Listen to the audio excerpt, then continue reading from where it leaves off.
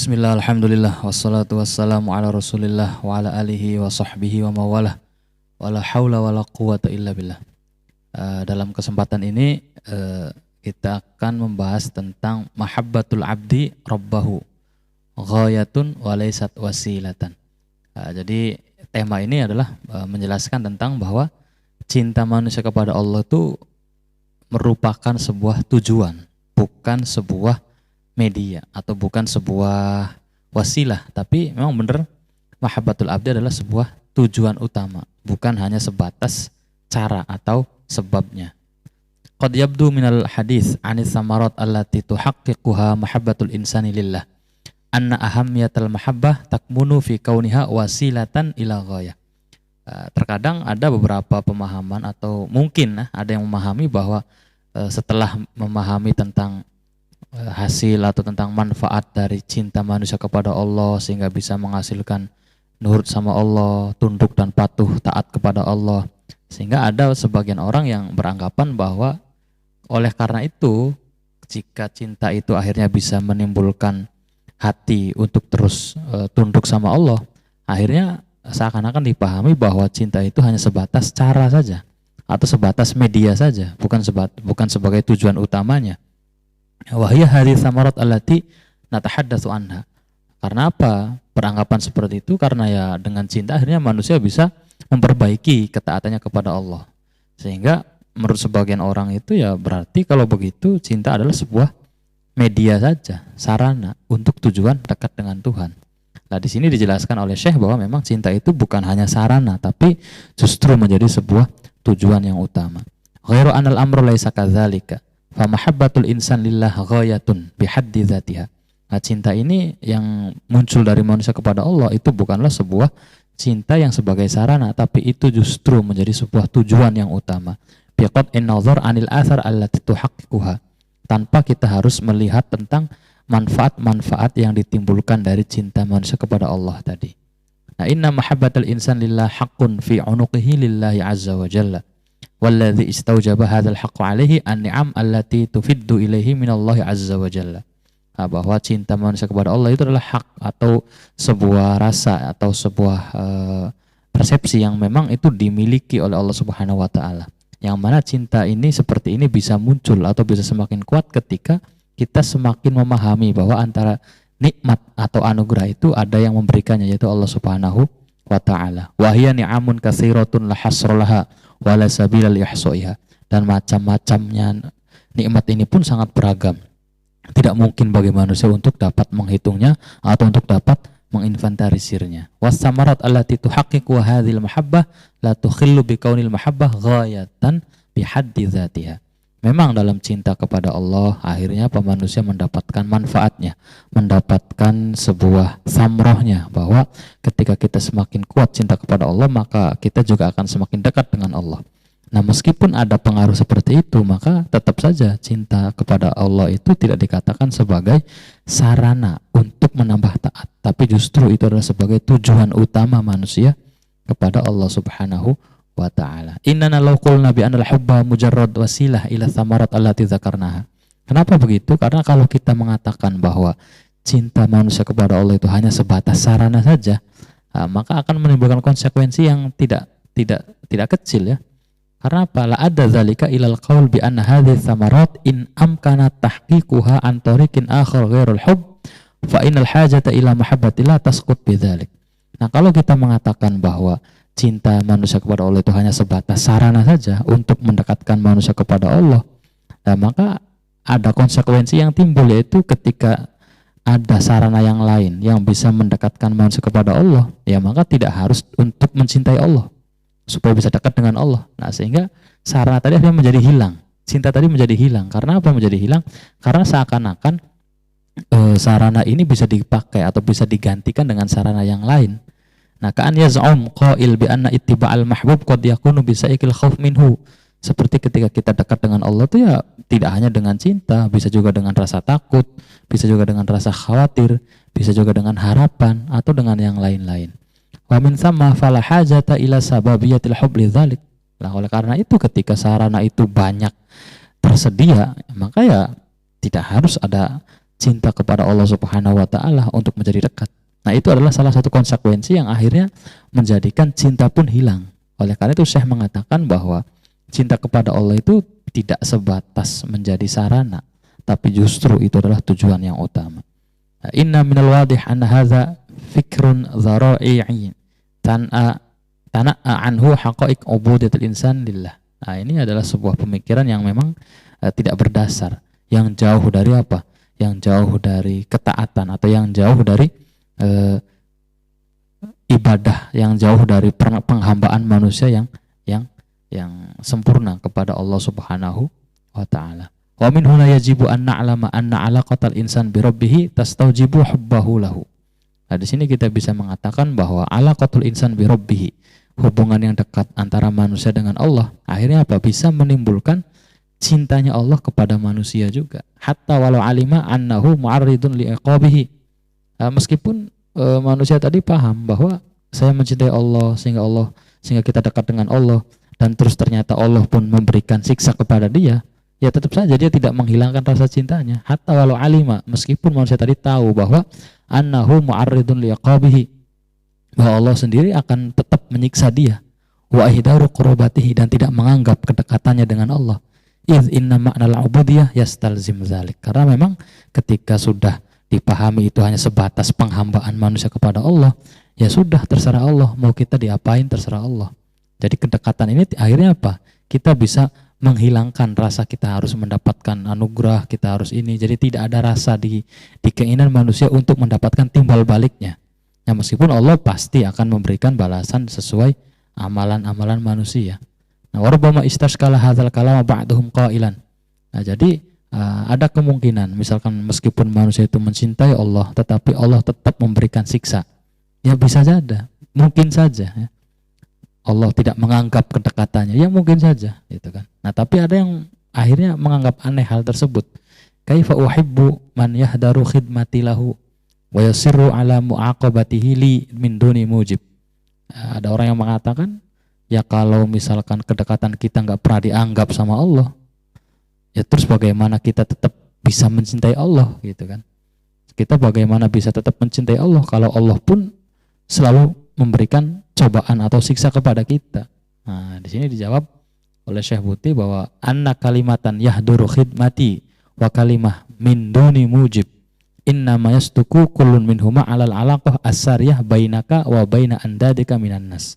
Nah, ini yang membedakan cinta kepada Allah, cinta kepada manusia. Cinta kepada manusia itu ya akhirnya begini, ketika ada orang mengatakan cinta kepada manusia dan dekat dengan manusia, tetapi ternyata tidak dianggap kedekatannya atau tidak dianggap rasa cintanya oleh manusia tadi, ya maka ya manusia tadi menganggap aneh. Kok bisa kamu itu tetap kejam dengan saya? Kok bisa kamu tetap jahat dengan saya sedangkan saya sudah mencintai kamu? Nah, itu akhirnya muncul tuh kalimat, kok bisa sih? Kok ada orang-orang kayak gini? Kok bisa rasa pengorbanan kita kok nggak dianggap? Nah, itu adalah muncul ketika cinta ini muncul dari manusia ke manusia. Tetapi ketika cinta ini tidak munculnya dari bainal abdi wa rabbihi, antara manusia dengan Tuhannya, bainal mamluk wa malikihi, antara pencipta dengan yang diciptakannya, ya fala tujadu fi qamus ya kalimah min duni mujib. Ya maka tidak ada hak bagi kita untuk mengatakan, loh kan saya sudah dekat, loh kok saya kan sudah mencintai, kok kenapa saya masih disiksa? Nah, itu nggak muncul kalimat seperti itu. Karena apa? Cinta ini bukan antara cinta manusia kepada manusia, tapi cinta manusia kepada penciptanya. Nah, wala kalimatun ahdaru khidmati, gitu ya. Jadi tidak ada tuh kalimat, kok berarti seakan-akan pengabdian saya nggak ada artinya ya.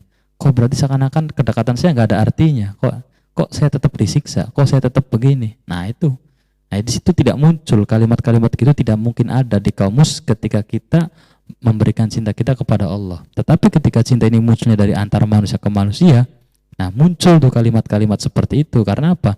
Biasanya manusia mencintai seseorang ya karena mengharapkan sesuatu yang ada di manusia tadi. Nah, wa saddaqallahu al-qail la yus'alu amma yaf'alu wa hum yus'alun. Nah, di Al-Qur'an pun dijelaskan, ya terserah Allah mau ngapain ciptaannya, ya terserah Allah mau ngapain manusia. Karena apa? Ya Allah tidak akan dimintai tanggung jawab. Justru kita yang akan dimintai tanggung jawab oleh Allah Subhanahu wa ta'ala. Idzal malik hal al-haqiqi yaf'alu bimamlukihi ma yasha. Ya karena secara logika saja, Kita ketika memiliki sesuatu, ya kita bebas berbuat apapun dengan sesuatu tadi. Ya, tidak harus ada hubungan timbal balik karena dia adalah milik saya, ya sudah saya bebas mau melakukan apa saja. Nah, wa aqulu al-malik al-haqiqi, yang dimaksud al-malik al-haqiqi di sini itu apa? Ihtirozan 'anil milkiyah allati tunsabu ilal ashkhas fi majalil muamalat. Nah, yang dimaksud al-malik al-haqiqi itu ya pencipta utama atau pemilik utama, pemilik asli. Bukan pemilik-pemilik relatif ya, bukan pemilik yang sifatnya itu ya kayak muamalah antar manusia atau yang lain. Fahiyah milkiyah majaziyah, karena apa-apa yang dimiliki manusia ya sebatas majaz saja. Arti-arti yang tidak sebenarnya, karena kepemilikan manusia ini pada dasarnya juga akan hilang lagi. Nah, berbeda dengan kepemilikan Allah Subhanahu wa taala. Nah, walidzalika sahha an tuqayyad hadzal milkiyah al-majaziyah biquyudin wa syurut. Sehingga ya kepemilikan manusia itu yang muncul karena ada sebab dan ada ketentuan. Beda dengan kepemilikan Allah Subhanahu wa taala yang tanpa sebab dan tanpa ketentuan. Wa an yuqayyida haqqut tasarruf bima nusammihi mamlukan bi'adami ta'assuf fihi. Dan juga ketika manusia itu memiliki sesuatu, ya pasti ada ketentuan, ada syaratnya, ada batas-batas yang boleh dilakukan oleh manusia tadi. Nah, bukti keterbatasan ini menunjukkan bahwa kepemilikan manusia itu tidaklah mutlak. Justru hanya sebatas sementara saja, sifatnya temporer. Nah, berbeda dengan kepemilikan Allah Subhanahu wa taala yang tidak terbatas, tidak mungkin dibatasi dan juga tidak ada syarat dan ketentuan. Sehingga dinamakan al-malik al-haqiqi. Nah, di sini dijelaskan ya, walau kanat al-milkiyatu an-natijah 'anil bai'i wasyira' wal hibat wa nahwiha milkiyah haqiqiyah. Meskipun secara kepemilikan ketika dibandingkan dengan kepemilikan yang lain memang ini adalah milik asli manusia. Tetapi kalau dibandingkan dengan pemilikan Allah Subhanahu wa taala, maka menjadi apa? Menjadi kepemilikan yang sifatnya temporer. Lima sahha an yuqayyida haqqut tasarruf bil mamluk bi ayyi qaidin aw syartin. Ya, karena penjelasan tadi bahwa kepemilikan itu ya ketika antara manusia dengan manusia memang benar kepemilikannya diakui secara hukum, sah diakui secara hukum. Tetapi kepemilikan ini ketika dibandingkan dengan kepemilikan Allah, maka akan ada perbedaan yang sangat nyata sekali. Di antaranya adalah kepemilikan manusia itu terbatas dengan ketentuan, terbatas dengan syarat, terbatas dengan hak-hak yang lain. Tetapi Allah Subhanahu wa taala kepemilikannya mutlak, tidak ada batas, tidak ada syarat dan tidak ada ketentuan. Sehingga apapun yang Allah lakukan kepada ciptaannya ya bebas, nggak ada pertanggungjawaban. Tetapi manusia ketika akan melakukan sesuatu terhadap kepemilikannya, maka di situ ada batasan-batasan kepemilikan atau batasan-batasan hak. Wala'ala syai' alladhi yu'nihi hadzal mustashkil. Mungkin orang yang tadi itu yang menanyakan, kenapa sih kok kita cinta kepada Allah tapi tetap disiksa? Loh gimana dong? Kan kita udah mengabdi pada Allah, kenapa tetap Allah siksa kita? Gitu kan.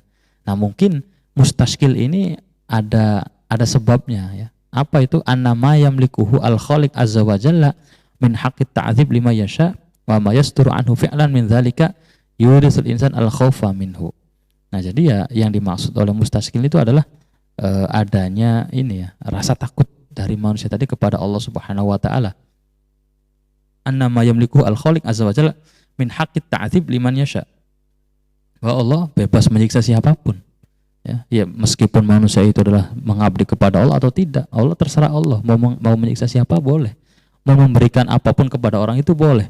Orang yang misalkan dia selalu ibadah, taat dan cinta kepada Allah dan Allah tidak masukkan ke surga pun ya boleh, terserah Allah saja. Wa ma yasturu anhu fi'lan min dzalika yurisul insanu al-khaufa minhu wa sya'nu fi syakhsi allazi yakhafu an-nasa min batshihi alla tatawajjaha af'idatum ilaihi bil hubbi idzil mahbub la yakhafu minhu walladzi yakhafu minhu la tatawajjah qulubul khaifin minhu ilaihi bil hubbi. Lah jadi ya kata orang tadi yang seakan-akan mempertentangkan ya, kok kenapa bisa begitu? Kok kita sengaja mencintai Allah tapi kita nggak mendapat balasan yang setimpal? Bukankah orang itu kalau sudah mencintai sesuatu itu maka dia tidak akan takut terhadap yang dia cintai? Tapi kan kalau begitu kita masih ada rasa takut dong kepada Allah Subhanahu wa taala meskipun kita mencintai Allah. Nah, gitu ya. Maksudnya yang dimaksud oleh pertanyaan orang yang menganggap ini adalah masalah gitu tuh. Kok kita cinta kepada Allah tapi kok kita masih takut kepada Allah gitu ya. Sedangkan seharusnya kalau kita cinta kepada sesuatu ya kita tidak takut dengan sesuatu tadi. Nah itu ya. Nah, dijawab oleh Syabuti, aina anna bainal hubbi wal khauf tadaddan fi alaqatin nas ba'duhum bi ba'din. Antara cinta dengan takut itu ya dalam hubungan manusia itu memang hubungan yang saling berlawanan ya.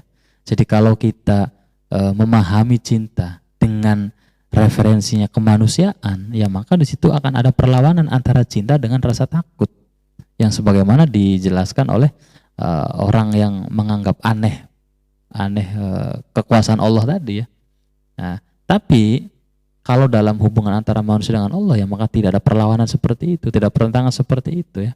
Dan di sini dzalika li annaka in sya'urta bil khauf min batshi zalimin bik fararta minhu ila man ta'lam annahu yahmika wa yunsifuka minhu fatatawajjahu bil khauf ila man tatawaqqa minhu al batsha bika wa tatawajjah bil hubbi ila man ta'lam annahu yahmika wa yunsifuka minhu.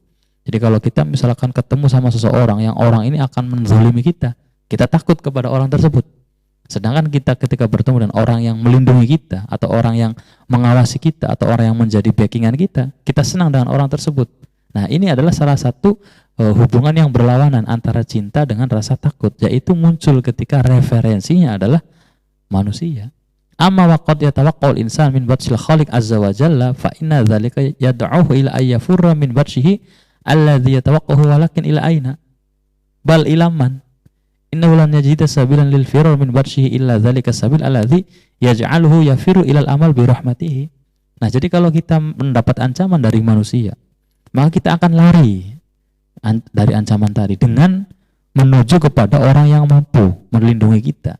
Nah, tetapi ketika ini dalam hal konteksnya dengan Allah, ya kita akan lari kepada siapa ketika Allah itu akan menyiksa kita? Justru itu menjadi sebuah tidak kemungkinan.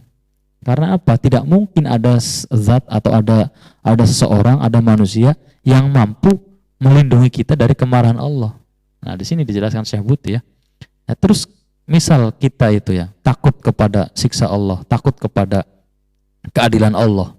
Nah, maka terus kita lari. Lah, lari kita tuh kemana gitu loh? Bal ilaman. Terus kita mau minta tolong sama siapa? Innahu lan yajida sabilan lil firar. Kita tidak akan mendapatkan jalan keluar min barshihi illa dzalika sabil.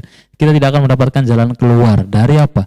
Dari keadilan Allah Subhanahu wa taala kecuali apa? Jalan yang kita mengarahkan kepada Allah lagi, yaitu dengan cara apa? Yang tadi kita takut karena siksanya, tetapi akhirnya kita apa? Lari kepada Allah lagi karena apa? Kita mengharapkan rahmatnya. Fahuwa yakhafu idh yafirru min barshihi wa yuhibbu idh yafirru min barshihi ilal amal bi rahmatihi. Nah, sehingga ketika cinta kita kepada Allah, maka antara cinta dan takut ini nggak ada pertentangan. Kenapa nggak ada pertentangan?